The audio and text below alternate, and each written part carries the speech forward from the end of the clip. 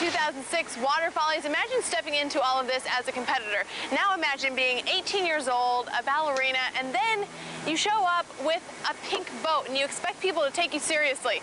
Well, that's what Kaylee Perkins does. Here's her story. My friends like to call me a tough girl. The Black Diamond Washington native says it's the preparation out in the pits waiting for the race that kills her. Almost every time my hands shake and your heart's pounding, and it's a huge adrenaline rush. Her parents got her into it. They've been going to Seafair for 25 years, and her brother drives too. But still, Mom, Lori Perkins, gets anxious when her girl goes out to race, thinking back on a crash from last year where her boat did a 360-degree turn. This is my baby. This is my gorgeous daughter.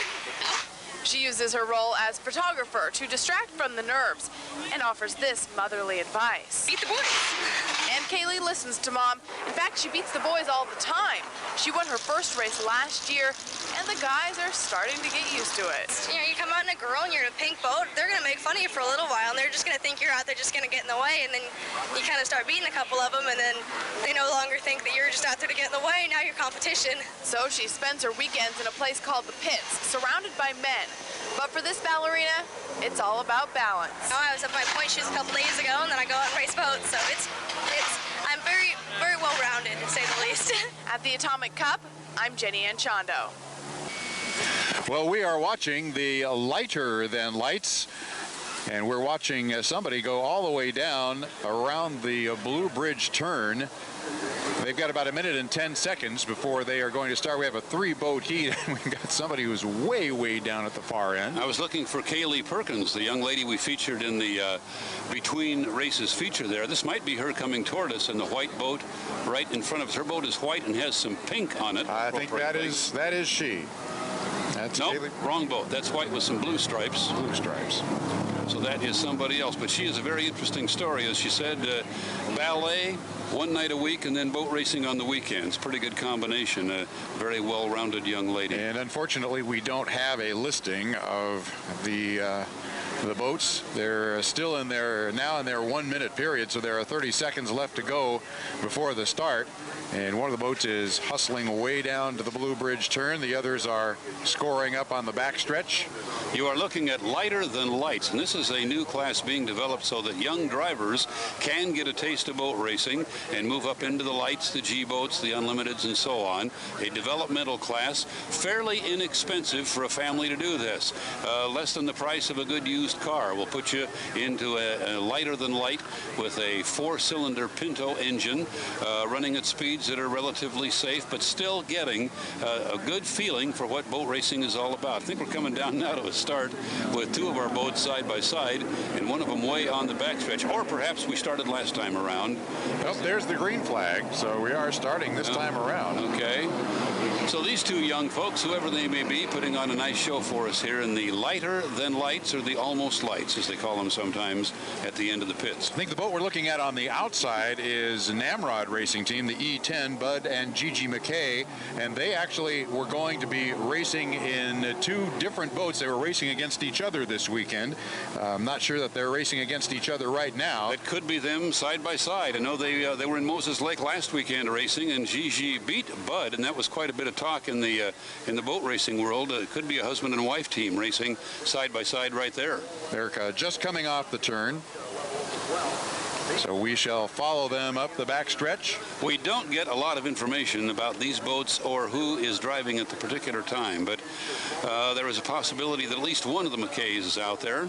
We don't know for sure if they would be in their family's own red boat, because one of them is driving someone else's boat here for a couple of weeks. I think the boat that is trailing the field at this point is Bob Donnelly and the Terminator.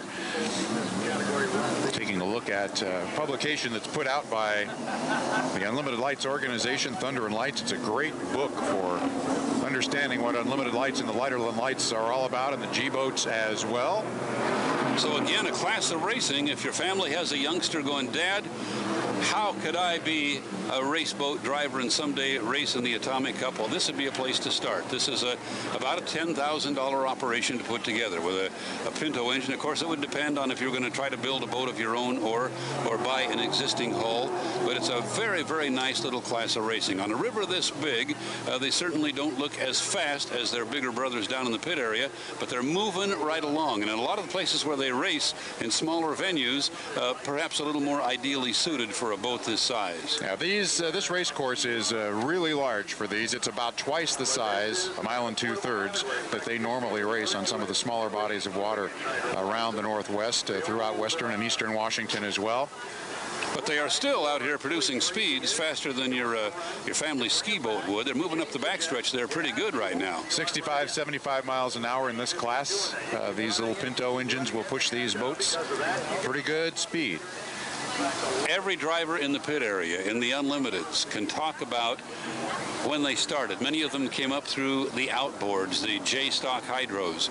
We have a lot of outboard experience in the pits now. Some of them, for instance, J.W. Myers never really drove inboards. He was an outboard racer. Some other drivers like Chris Bertram is an inboard racer, has been for about 10 years in the 2.5 and 5 liter class, and then the national mods that he's raced recently. But the common thread among all of them is that they all spent a lot of time going around and around in smaller boats before they moved up into the bigger limiteds and eventually up to the unlimited ranks. So you may be seeing some people right here, including Kaylee Perkins, who we don't think came out for this particular heat, and one of her aspirations is to someday drive an unlimited hydroplane. If Danica Patrick can do it, why not? Well, and you might see her driving side by side in an unlimited hydroplane with her brother Brian, exactly, who is an unlimited lights driver, and may very well next week over in Seattle have the opportunity to get into an unlimited hydroplane in a racing condition for the first time. He took a few laps last year at the Seattle race in one of the boats, got a little bit of seat time. So we expect that he will be moving up to the unlimited ranks, and that's been one of his goals since he was just a little guy. The thing that would worry me in this class, if you stood this boat on end, it wouldn't be quite as tall as I am. So I'm sure that if you were to strip away the shell, you'd see a whole lot of driver and a little bit of boat coming by right now with that Pinto engine behind and taking the checkered flag. And you decided that was, or did you? We were not able to decide who that was. But we think this here is a McKay family. We think this one is Namron Racing Team, Bud and Gigi McKay, the E10. What if that was Bud and Gigi was up ahead of him again? That would be there's quite a bit of talk about that on the internet this week. That's right, that's right. They were very excited to be able to be racing against each other. And I think Gigi is ahead in the series at this point. Well, one of them was driving someone else's boat, right. So it's hard to tell if that was the situation there or not. Our third boat is not going to finish, unfortunately, floating in the water up here in the middle of the race course, which is part of the turn used by the Lighter Than Lights. Nice looking race boat. And that is Bob Donnelly's E58 Terminator. Bob is dead in the water up here in the west turn for the Unlimited Lights and the Lighter Than Lights race course. A little bit of news on those of you waiting for more action in the Unlimiteds. We think we're going to have some within the half hour. We are scheduled for something to happen at 3:50, and that may be a 5-minute gun, but that would still put Heat 3A somewhere before 4 o'clock. So hopefully the Unlimiteds will be back out on an improving race course, Mark. It's interesting because the wind has settled quite a bit. The river doesn't look a lot different than it did this morning, but the wind has really settled down. It has. It came and went, and it came back again. And now it's settled back down again. And if you take a look at the flags that are flying, some of them are stretched out like the... Yakima Nation's Legends Casino brings you Legends of Racing. Every sport has its icon. You know, baseball's got Babe Ruth, basketball's got Michael Jordan, and hydroplane racing has Bill Muncy. There simply is nobody who personifies the sport, its danger, its glamour, its excitement better than Bill Muncy. He's the very best we had. He has won more races than anybody else, just by one so far. Muncy started out in the 50s with Allison-powered round-nose boats, and he drove in the 50s, and he won in the 50s, and he won in the 60s, and he won in the 70s, and he won in the 80s. He had the longevity, and he had the ability to win with any type of equipment. And there's no one, I think, that has come close to matching that.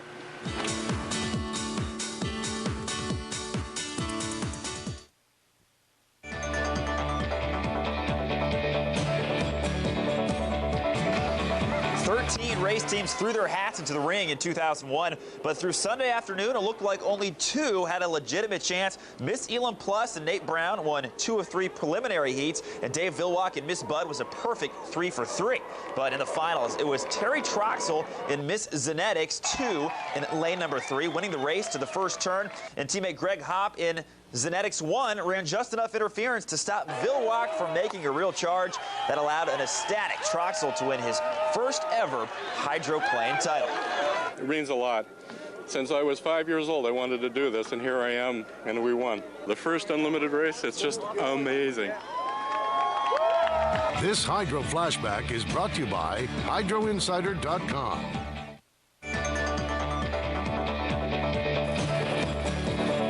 With the Miss Bud gone, who would win in 2005? 4 different boats won 4 different heats.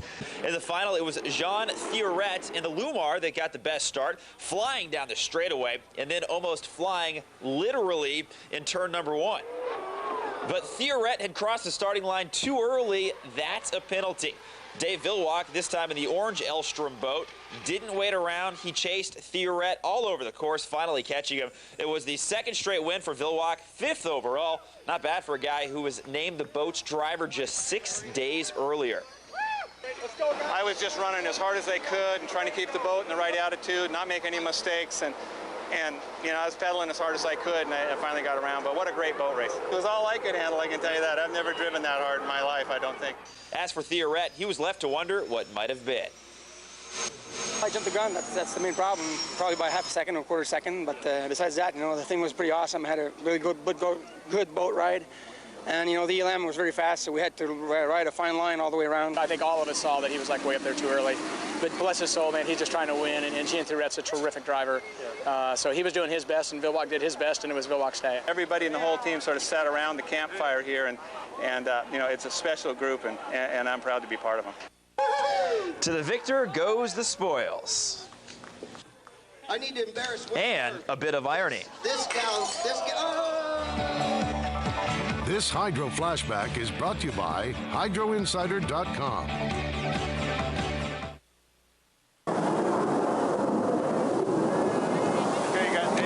We're back on the race course at the start-finish line. The 2006 Atomic Cup, Mark Allen along with Steve Montgomery, and we are inside 5 minutes. We have race boats on the course. You're looking at the U3, and let's take a look at the boats that have drawn into Heat 3A.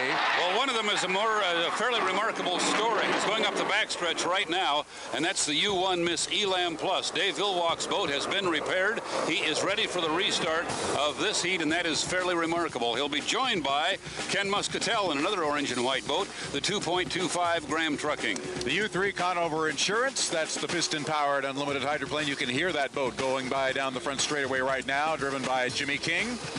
The U5 FormulaBoats.com, normally driven by Mike Weber. He is standing right down here below our tower with his headset on in conversation with his driver, Mike Allen, who is going to step into that race boat. And again, we mentioned earlier, Mike has not driven the U5 before. Very similar to his race boat, but a little bit different. The U10 Solutions Plus, and that's J.W. Myers. We'll have another yellow boat on the course as well. You can tell them apart because the long snorkel is on the U10 Miss Solutions Plus, and the short yellow snorkel is the U37 Miss Beacon Plumbing, the very, very fast yellow boat, the Gold Cup champion, driven by Jean Thioret, the French-Canadian. And we'll look for Chris Bertram trailing in the U9 Jackson Sports Bar. He is just down at the Blue Bridge starting to spool up. Let's take a look at the drivers who are in Heat 3A.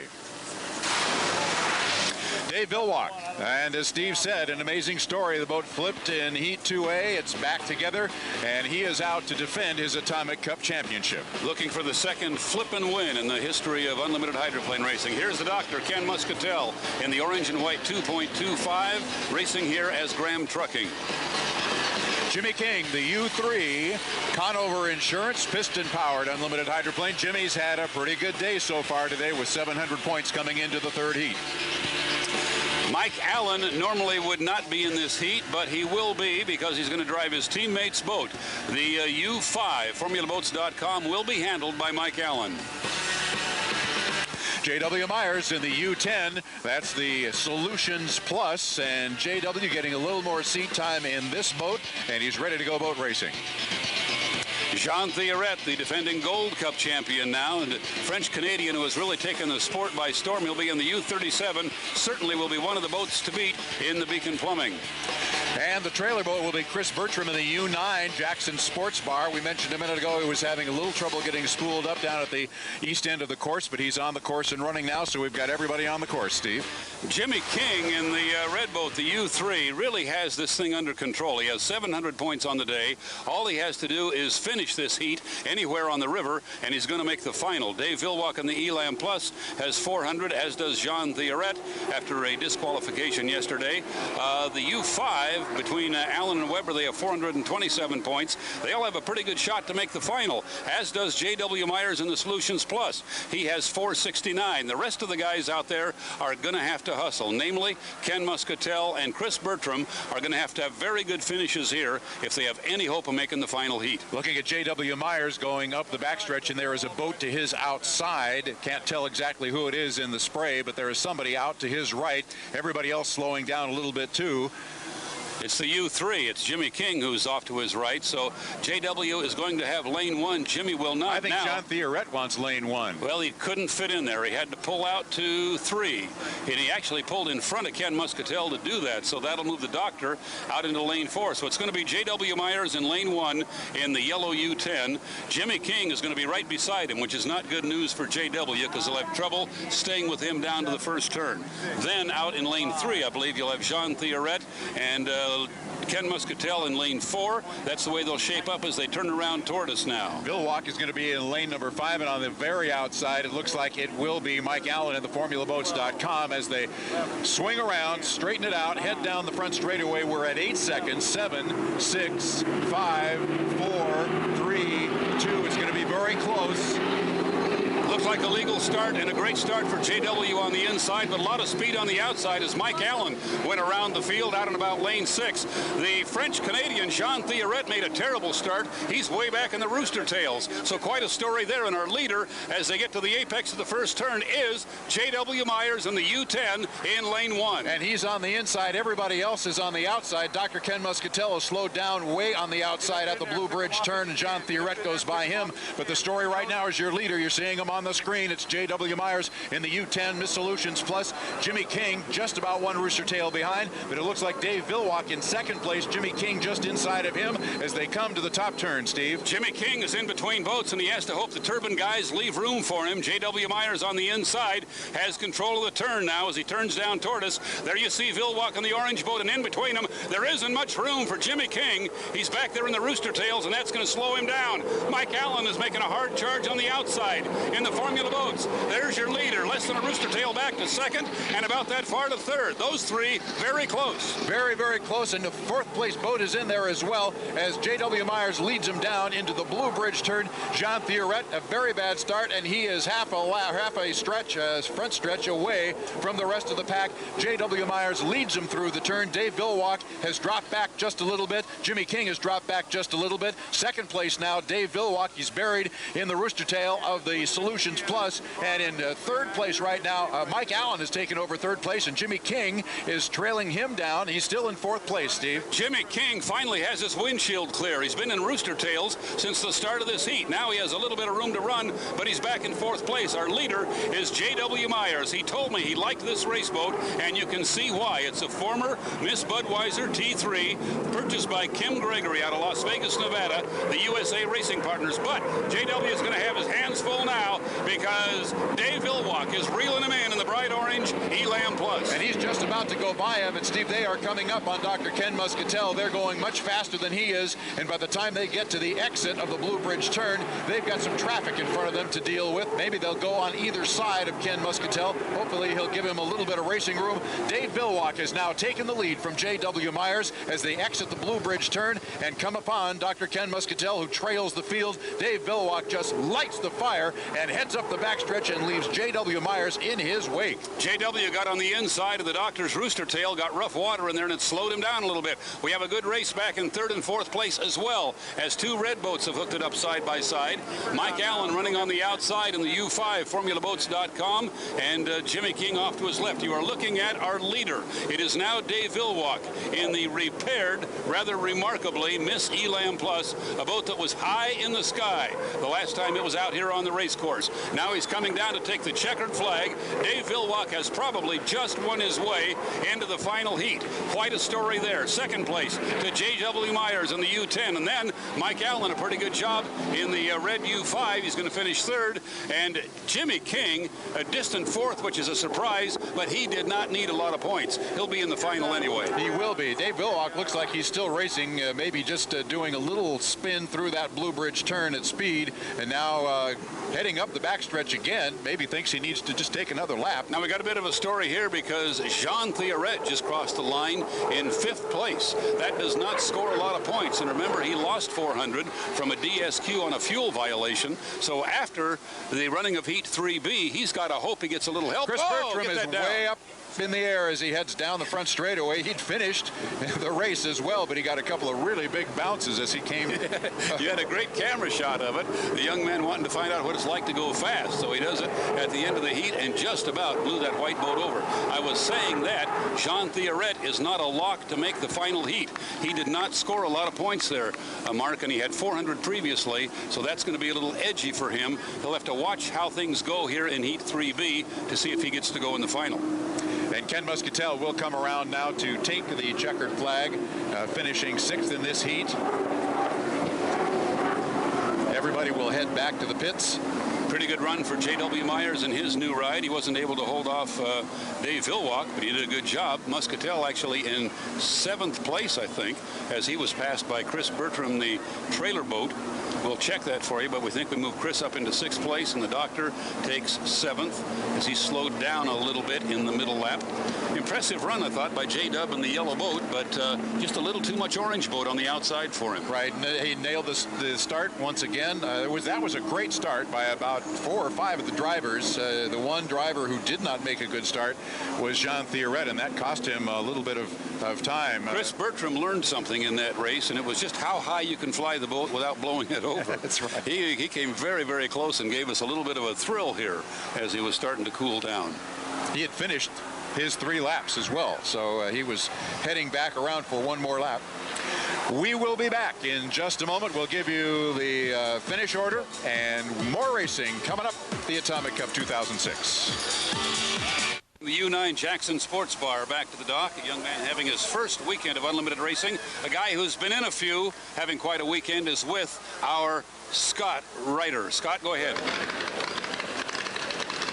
Hey, welcome back. We got Dave Villwalk, just won the heat after flipping earlier in the day. What is going on with you guys? How do you make such a complete 180? Well, we're just running hard. You know, we're doing the best we can to get the Miss Elam out front. You know, and it's tough. It's competitive, and we're just racing as hard as we can every time. Hats off to the team for getting the boat back in one piece after I tore it up. How about making that big pass on lap 2? Talk me through that one. Well, we're just trying to run as hard as we could to get around J-Dub, and you know, that's a fast boat. I know. I won a lot of races in that boat, so that was a hard run for us. Now, when you're going around, when you're crossing that spot where you flipped in the first heat, do you try to block that out, or is that always on your mind? Nah, it's just, you know, you just get in the boat and keep doing what you've been doing for a lot of years. All right, the defending champion is back with the heat win. Guys, back to you. Alrighty, back here at the start-finish line, let's take a look at the final results for Heat 3A. won by Dave Villwalk in a charge from behind. He did not make a great start, and he really had to drive around some boats in the first turn. Very capable of doing that, of course, and by the time they got onto the backstretch, he was the leader, and there wasn't much of a question after that. Once again, we saw Dave start from about lane number 4 or 5, I think it was. He's edging out. He's making his starts from farther and farther out. Good run also for J.W. Myers in second place, and Mike Allen in his teammates' boat, the U5, formulaboats.com. Sounds like we're taking a break. We'll be right back on the Columbia River.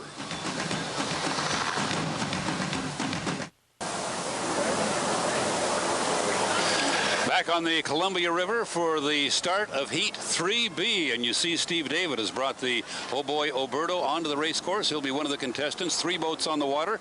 Let's take a look at who the contestants will be, Mark Allen. Well, we just saw the Oh Boy Oberto and Steve David, the U6. If you scratch that red, white, and green paint, you'll find the Miss Madison under there, owned by the citizens of Madison, Indiana. Nobody told us who would be driving the U7 formulaboats.com 2 in this race. Mike Allen drove his teammate's boat last time out. We got to presume it's Mike Allen because Mike Weber just left this area up here. But maybe we can get some confirmation on that. Scott? He's still standing down there, right? Oh, he's still here. Okay, it's not Mike Weber. He's still with us. U13 Acura of Bellevue. J.W. Myers will be in the cockpit, and he is screaming down the front straightaway right now. Needs a few points. Does need to hustle to make the final. The U21 area codes cellular kind of in the middle of the pack, and the youngster from San Diego, Kevin Aylesworth, has a shot at the final with a good finish here. The Miss Lake Ridge Paving, the U99, one of the 2 Fred Leland boats, and in fact they're running one right behind the other, and the other one is the U100. His teammate will be out there with him. We don't see that very often, but the 2 Leland boats are both drawn into this heat. If we have time, we can take a look at the drivers for you. We mentioned a couple of them as they went by, and there is the familiar face of Steve David, the very popular driver out of Lighthouse Point, Florida. He'll be in the Oh Boy Oberto. Mike Allen, we are looking at him back in the U7, the formulaboats.com number 2, and he's out of New Orleans, Louisiana. That boat has no points to speak of and won't be in the final, but the driver might be. J. Michael Kelly, the youngster out of Puyallup, up from the outboard ranks. A very, very talented young man driving the U13. That's the bright yellow and green boat. Kevin Aylesworth and another distinctively colored boat, black and gold, the U21 area codes cellular out of San Diego, California. Jeff Bernard, a youngster up from the limited ranks, driving the U99, one of the 2 Fred Leland boats. The sponsor there is Lake Ridge Paving. The boat is black and green. And rounding out the field is Greg Hopp in the Todd Haas American Dream, the U100, the other boat that's owned by Fred Leland, and the 2 teammates out on the race course together for the first time today. We are at the point on the clock now where we should see the field beginning to shape up at the 2-minute mark. You're looking at Steve David in the Oh Boy Oberto, and he is just starting a run down the long front chute. He has 2 minutes. He could go clear around the race course at the speed he's going, and we'll see if he chooses to do that or makes a maneuver through the infield. A very important part of the boat race happening right here as the drivers are jockeying for that all-important inside. The race course much bigger if you're running out in lane 6. He'll be followed by this young man, Kevin Aylesworth out of San Diego. The black and gold area code cellular U21, a boat that was owned by Dr. Ken Muscatel, and in fact a couple of those flip sequences that we saw earlier today, that boat was involved and has been rebuilt several times, and again over this winter after the Freedom Racing Team down in San Diego took control of that boat, purchased it from the good doctor.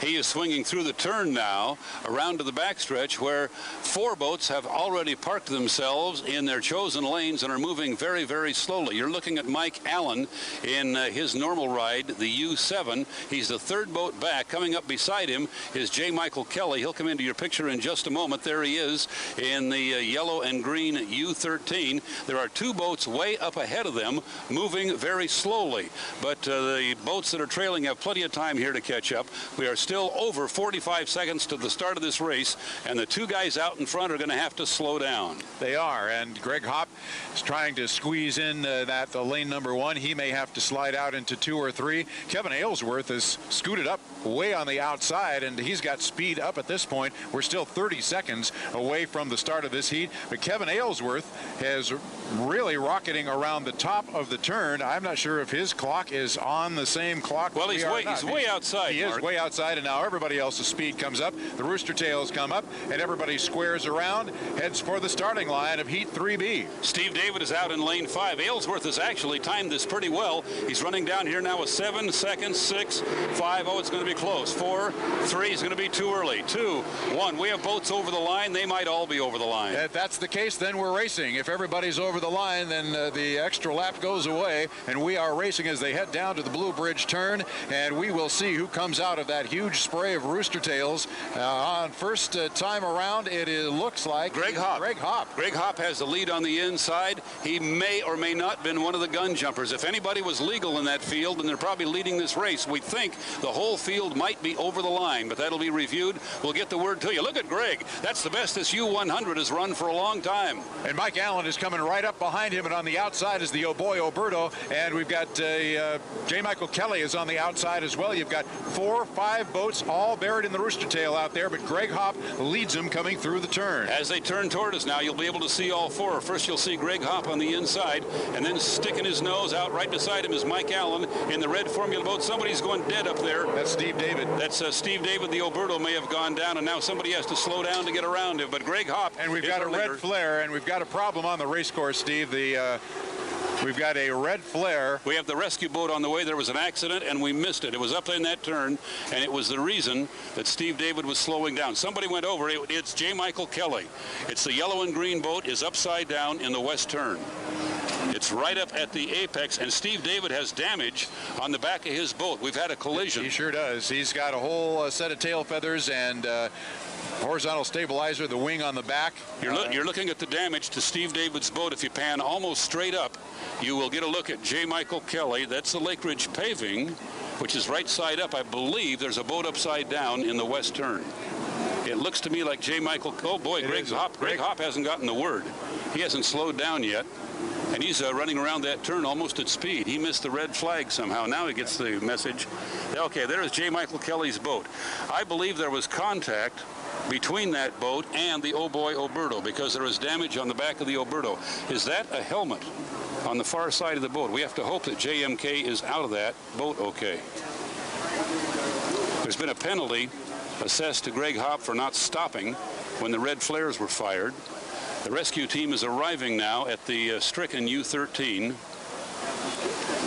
Later on, we may be able to bring you some video of what happened up there in those Rooster Tails. We saw Steve David slowing down. His boat had been struck by the U-13 apparently in the back, and the 13 then went over and is floating now upside down. They are climbing onto the bottom of the boat. There is an escape hatch in the bottom of the boat, and if the driver hasn't yet gotten himself out through the other side, they will bring him out through the bottom of the boat. But the rescue team is there now, and the young driver is in good hands.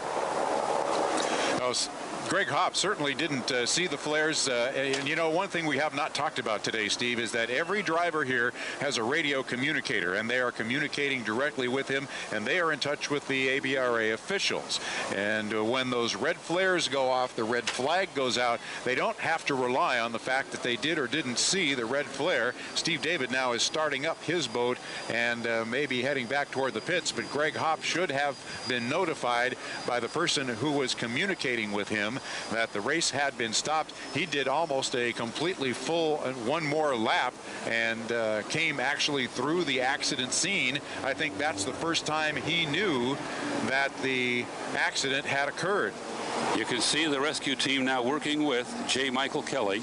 They have him out of the boat, placing him on a stretcher. So he has been brought out of the boat okay, being strapped down, and he'll be given whatever medical care is necessary for his well-being. We will not know for some time what happened up there, and that is at the opposite end of the race course from where our helicopter footage comes from, so it may not be much help either. But somehow we believe a couple of boats got together in that turn. We see the damage to the Oh Boy Oberto. We see the upside down U-13 and the driver being loaded into the rescue boat. We do not speculate on the condition of a driver because we simply don't know how he's doing at this point. You can look at the activity of the medical crew and try to make assumptions about how concerned they are, but that's dangerous to do. You're watching the same pictures we are, and we only hope that the young man is okay. Steve David has been released to start the boat. You were looking at the damage to the tail of the boat right now. Normally, they would not release any of the boats back. I'm wondering if there is some damage elsewhere on the boat that he felt he needed to get back in and get repaired as he comes back to the dock. Well, the other boats are still sitting out here waiting to be permitted to fire back up.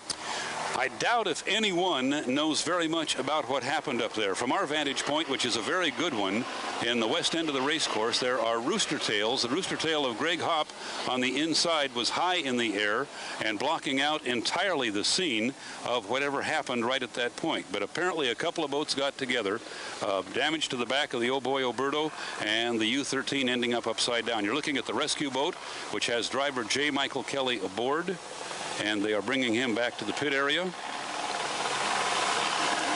And it'll be some time, obviously, before he arrives back here. The drivers will be told soon that they can restart their boats and head back to the pits. We've been told he's conscious and talking to his rescuers.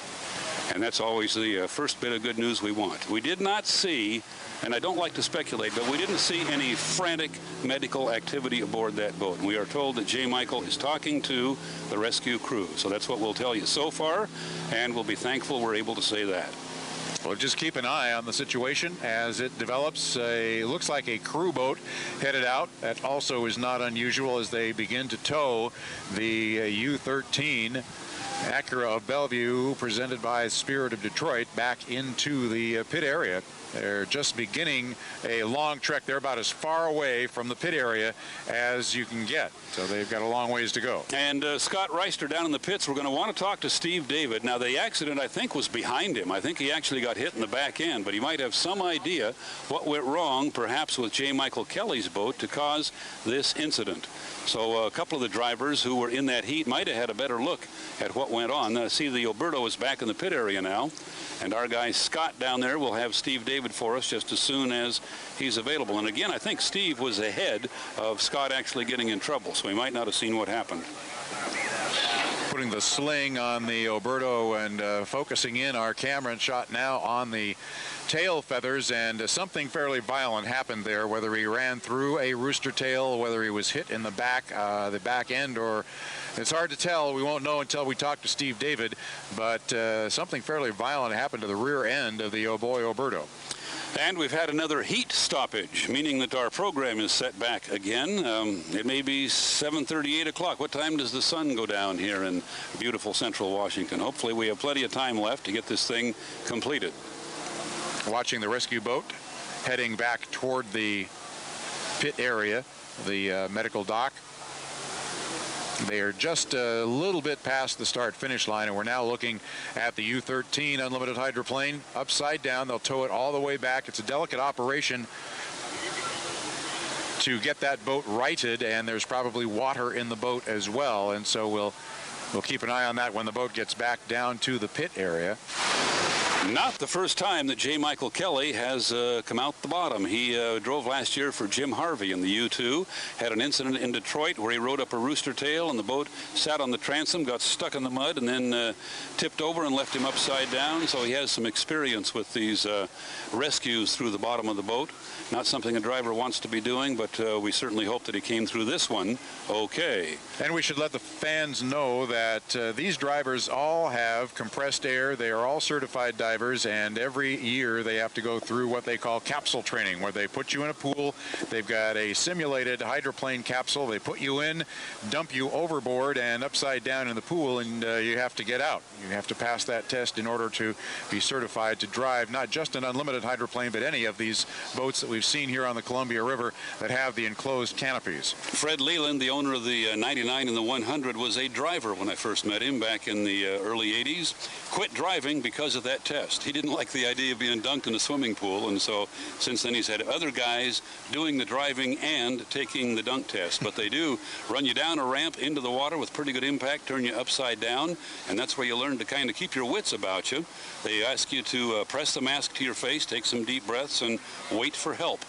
My friend Mark Evans, who I did a lot of broadcasting with, never waited for the rescue crew. His whole thing was to pop out in the bottom and be dancing there when they got to him. Good look here at the rescue boat, where they are working with J. Michael Kelly and bringing him back to the medical area in the Neil Afflimson pits.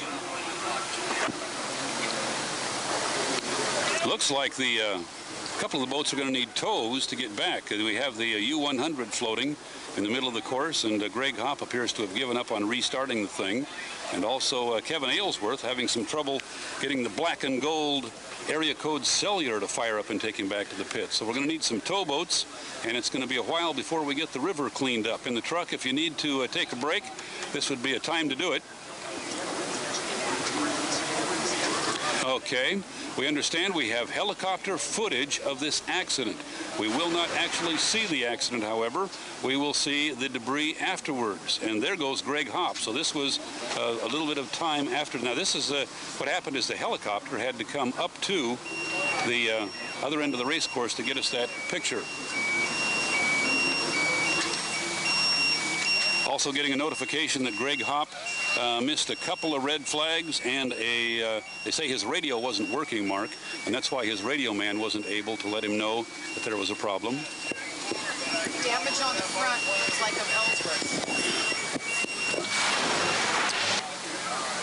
If we can get a shot, guys, of the boat on the front straightaway just past start-finish, Kevin Aylesworth's black and gold boat, we understand that he might have some damage on the front of that as well. It will be on his right canard as the boat faces us. It's the left side, and we've got a patrol boat that might just jump in the way here, but it's Greg Hopp is going to hop back in his boat and try to get it back to the pit area. We're going to take a break, and when we get back, there's the picture we wanted, but the boat's in the way now.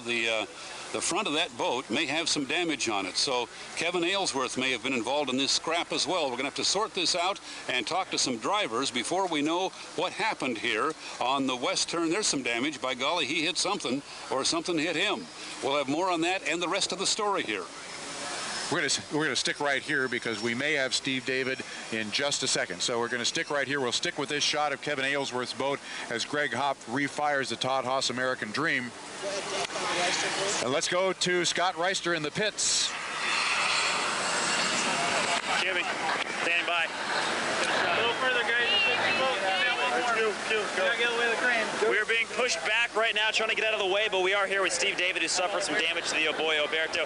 It was hard to see out there. What exactly happened? Could you fill us in on what happened? Down here, the 13 unhooked and ran into us. And then going down the back straightaway, we went into the turn. He just flew over and flew across us, and that's when his boat took out our wing. So what is the extent of the damage? Is it something you guys can fix and have back ready for the final? We hope so. We got parts and pieces, and hopefully we do. Certainly we hope he's okay. It's just he was new in that boat, and I don't think he knew exactly what to do coming into a tight turn like this, and unfortunately it took two of us out. All right, that's the story from Steve David. Back to you guys. Now, Scott, he said two of us. Before he leaves, ask him who's the other two. Is he talking about Aylesworth? Thank you. We see some damage to the front of Kevin's boat, but Steve David implying that two boats were hit by the flying U-13. This may be one of them right here, and that would have been the front of that boat. That's could have been a lot worse if Kevin was driving into the boat as it was having the accident. I think we're ready to go take a break. We will be back shortly on the Columbia River Atomic Cup 2006, and we will rerun Heat 3B.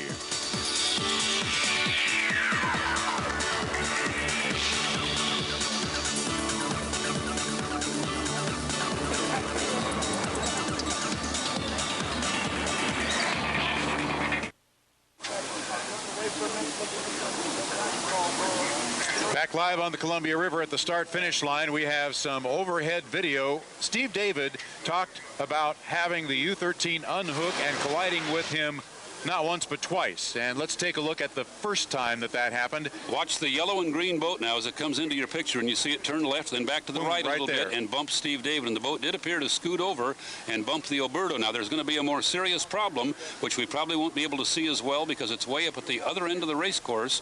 But as they go up the back stretch and into the next turn, J. Michael Kelly apparently loses control of that boat, hits the back of the Oh Boy Oberto, perhaps the front of the U-21 area code Cellular as well. We believe there's been a 3-boat collision now, and J. Michael's boat ending up upside down. He was extricated by the rescue team and is back in the pit area. And we're looking at the boat as it is being slowly towed back to the pit area with a couple of the rescue divers sitting on the stern. Still upside down. It'll be towed back in that way and turned over back in the pits with the cranes that they have. Looking at this picture as we roll it one more time and you watch the yellow and green boat, I'm not sure this is a real serious infraction. It could probably be argued that Steve David could have left him a little more room. You see them side by side there on the left of your screen. Now they go away. When they come back, watch the yellow and green boat, and it will scoot to the right just a little bit right there. Yeah, that's a pretty good move, actually, as he kind of moves out about a half a lane, then bounces back in toward the red boat, who has to take evasive action. So I suppose I'd have to side with Steve David. The yellow and green boat was really all over the river there, causing problems in the first turn. And somebody else, and it might have been Kevin Aylesworth, was inside of all of them and went through about 3 rooster tails at the very tail end of that shot. So J. Michael Kelly, you saw him move away from the Formula boats and into the Oh Boy Oberto. Then as he came back, Mike Allen took a little evasive action, which is probably a good idea. We might have had another collision there. So a brand new boat, a very light boat, a very fast boat with a young driver in it. And it's a combination that perhaps should have been run a little more conservatively here in this particular heat. But these are boat racers. We get word now that J. Michael Kelly is being transported to the hospital. We did have word earlier that he was conscious and talking to his rescuers. We may or may not have more word on his condition here in the next few minutes. And we're looking at a shot down the side. Looks like a pit area shot. Looks like one of the boats is coming back. It's hard to tell exactly which boat that is. The boats are being towed back, the U-21 area code Cellular, as well as the U-13, which is upside down, and we have not yet heard a schedule for restarting Heat 3B, but we're starting to run out of boats. Well, we're going to run out of boats, and we're going to run out of daylight if we don't get this thing to happen pretty soon. But normally in a racing weekend, you might have a restart. To have a couple of them is fairly unusual, and we've had our share of thrills and spills, Mark Allen, in this particular Atomic Cup. When it finally gets wound up sometime this evening, the champion will have fought his way through conditions, competition, and all sorts of factors here. Here we are one more time on the ISO, and you can see the event we talked about. Oops, are we going to show that? Okay, this is a shot of the start. Actually on program. Okay.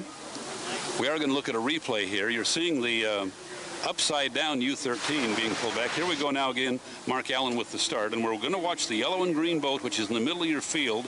It will go out of sight, but when he comes back in, watch the line he takes through this turn, Mark.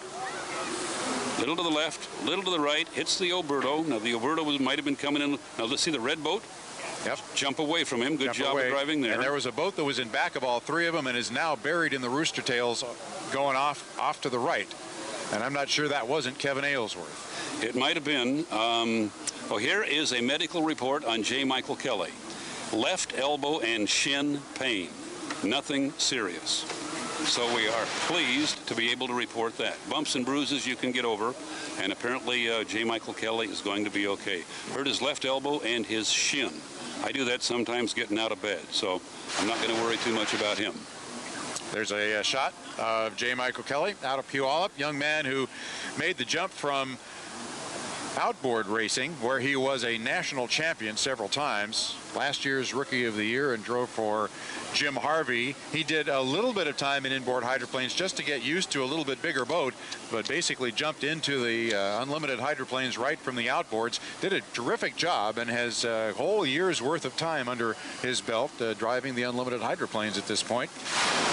On his way to the hospital to get checked out. The elbow and the shin will be looked at. I suspect he'll be back in the pit area before too long, and we are absolutely thrilled to be able to report that he's going to be okay. Now the provisional has been canceled. Okay, so we're going to run 7 boats. The 7th boat is a trailer. The fact that there is no provisional mark would indicate we're probably going to do it on sheer points, but we have to rerun 3B before we can do that. Still right? have to get to 3B, and so that will take a little time. We also have Unlimited Lights scheduled to run their B main and their final heat. So we're watching Kevin Aylesworth wave to the crowd as he is towed back. Get that boat, the canard is easily replaced. It looks like a little bit of cosmetic damage on the front, so that should not be a problem for them. Well, you know, the canard is easily replaced by teams who have an extra one. And I don't know that the package that these guys bought from Ken Muscatel included extra front wings. And I don't know if someone else's would fit. That's always the question in the pit area. They will be offered replacements from other teams, but it'll take that particular setup in order to fit it on. The same distance between the sponsons and the same brackets. If it does work, there's a lot of teamwork that goes on between the teams to get people out. They don't want to beat somebody on the beach. They want to beat them on the race course. And so it may very well be that you'll see that boat with an orange canard or a green one or a blue one, different colored parts and pieces from some other boats. Tell you what, we'll take a break. We will be back with more boat racing. Atomic Cup 2006. Stick around.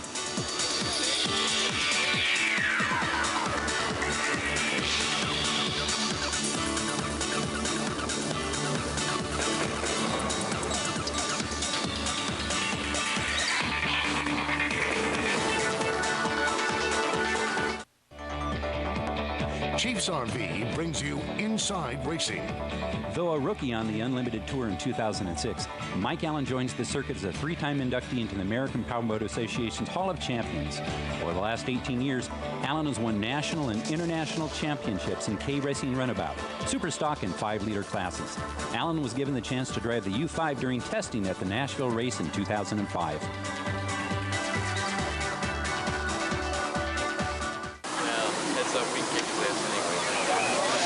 Well, we are looking at a picture of an upside-down unlimited hydroplane, something we've seen a little too much of here this weekend in the Tri-Cities. It is the U-13, the Acura of Bellevue, driven by young J. Michael Kelly, replacing Terry Troxel, who is expected to eventually be back in the boat. We think the fact that that boat is being towed back to the pits upside down is the reason, Scott Reister, that you've been kicked out for the moment, or was it your behavior? We're not sure. We understand you're at the edge of the pit area now, and I want you to know you're not a hydroplane reporter until you've been kicked out of the pits at least once.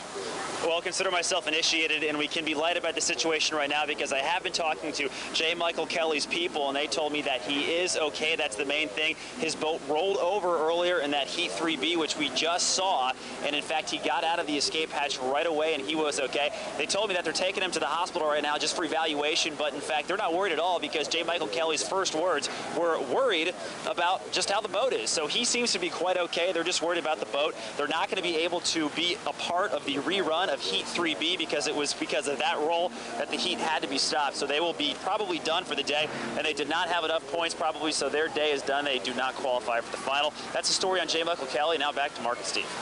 Thank you, Scott. We see a lot of debris being piled on the dock in yellow and green colors, so a little more than you want to have missing from your boat, I think, if you're going to try to get back in it. This probably would not have been a flip and win, although it could be cowling and wings is what we're seeing. Yeah, we see looks like a wing coming back here to the dock at the start-finish line as well. A bright green wing coming in one of the patrol boats. So bits and pieces of the U-13, but you know what? In the old days, Steve, when a boat crashed, that was the end of it. It was a million toothpicks. That was all it was left. Exactly. These boats made out of honeycomb aluminum and space-age products, they are rebuildable, and you have seen some of that happening today, and my guess is this boat will be ready to go racing when the course opens on Friday morning in Seattle next week. Depending on the integrity of the hull. This plastic, the wings and feathers and all that stuff you can blow off and replace. There you see a wing being laid on the dock there. That stuff is easily replaceable. We've we've seen that done today. If you damage the boat itself and you start breaking spars, breaking sponsons and so on, that is a major repair, and it can't always be done in a week. Seafair is going to come up very quickly for this team if they have damaged the hull at all beyond this fairly superficial stuff we're seeing. And we are seeing a bunch of fiberglass laid out on the dock right here in front of us at the start-finish line. I know Scott doesn't have access right now to the drivers because they've cleared the pits while they get this boat rescued, turned over. That's quite an operation, but I'd like to hear Kevin Aylesworth's version of what happened, because he apparently got hit in the snout. And to have a boat landing on your nose when you're at speed could be fairly terrifying. It sounds like we avoided something, Mark, that could have been even more serious up there in that turn where 3 boats apparently got together. Yep. Looking at the debris that's being piled on the dock in front of us, too, it may be that Kevin was hit by some of that debris, the front canard of the U-21 area code cellular. We'll just have to wait until they, first of all, get the U-13 back to the pits and get it turned over, and everybody else is calmed down a little bit, and we can have a chat with some of the folks who were out on the race course and saw this and saw what happened. We want to do a little recapping now and take you back in time. This is, I didn't get word clearly on how far back we were going. The start of Heat 3B. Well, this was the start where we thought everybody was over.